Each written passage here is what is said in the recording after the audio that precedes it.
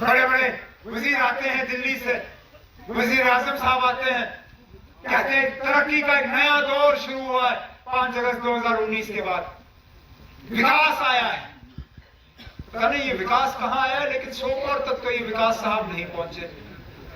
जो काम 2014 में छोड़ा गया वही का वही रहा है। हमने जिन पुल के काम शुरू किए वही रहे। हमने जहां पे नए दफ्तर कायम करने की बात की वैसे ही छोड़ दिया। रोजगार के हिसाब से कहीं पे भी हमारे नौजवान जो है वो रोजगार के खाते में नहीं आते। हमारी दरिया से जब रेत निकालना होता है ठेका कौन लेता है? बाहर वाला, गुजरात वाला। चाहे वो माइनिंग हो, चाहे जो भी ठेके हो, लेने वाले बाहर से। नौकरियों की लिस्टें जब निकलती हैं बाहर से, जमीन हमारी बाहर वालों को दी जाती है और फिर कहते हैं कि 5 अगस्त 2019 के बाद सब खुश हैं। अब कहां पे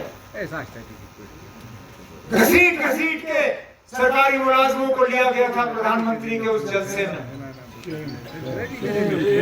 आज लोगों का आज शेम को छोड़िए, वो तो यहाँ 20 मई को वोट पड़ेंगे, उस दिन पता चलेगा कितना शेम है। आज मुझे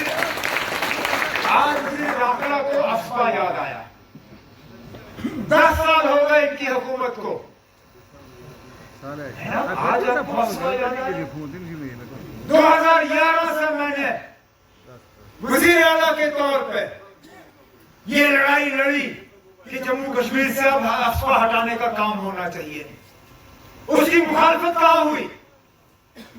अमित शाह साहब आप ही के साथ मंत्री बने हुए हैं आजकल, अगले 2 महीने तक, क्योंकि इस बार उनको आपने टिकट नहीं दी।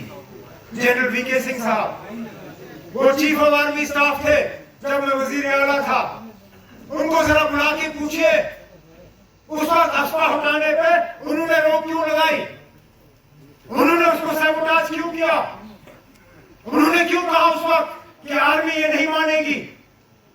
आज आप लोगों को झांसा दे रहे हो कि आप अफवाह हटाओगे। ना, अफवाह तो हम बाद में देखेंगे।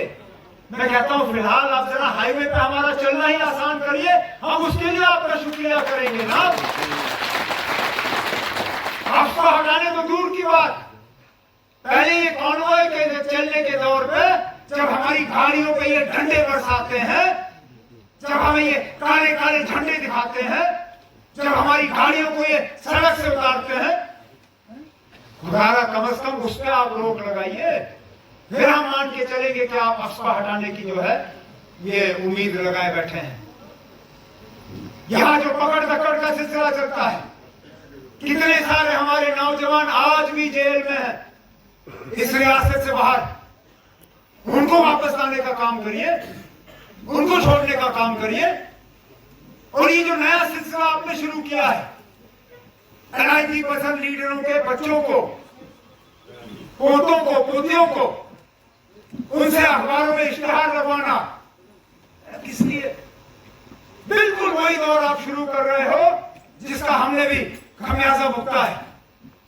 90 के बाद जिस तरह नेशनल कॉन्फ्रेंस के वर्करों को, कांग्रेस के वर्करों को बुला के उनसे कहा जाता था कि अखबार में आप इश्तिहार निकालो कि अब आप सियासत से कुछ नहीं, आपका लेना देना नहीं होगा। और मेरे साथी, चाहे वो ब्लॉक प्रेसिडेंट हो, हल्का प्रेसिडेंट हो, वर्कर हो, वो अपनी जान बचाने के लिए अखबारों में इश्तिहार निकालते थे कि अब हमारा नेशनल कॉन्फ्रेंस से कोई लेना देना नहीं है, हम सियासत छोड़ रहे हैं। लेकिन दिल उनका नेशनल कॉन्फ्रेंस ही रहा था।